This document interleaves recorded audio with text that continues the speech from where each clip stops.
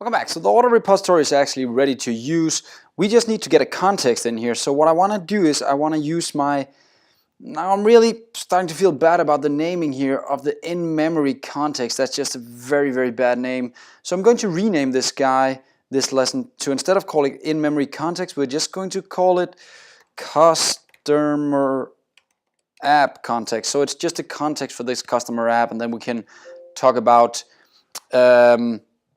later on, we can talk about how we should actually name it. And now it asks, should I rename this for all references? And we'll say yes, and it'll try to rename it all over the place. One thing I always encourage you to do when you rename stuff like this is actually go and open this in the File Explorer and just make sure it actually renamed it down here as well. And it seemed it did, so everything is up to date. Now again, notice I'm just changing this because we don't have to use in-memory here. We can actually change this later on. So I just want it to be a customer app context.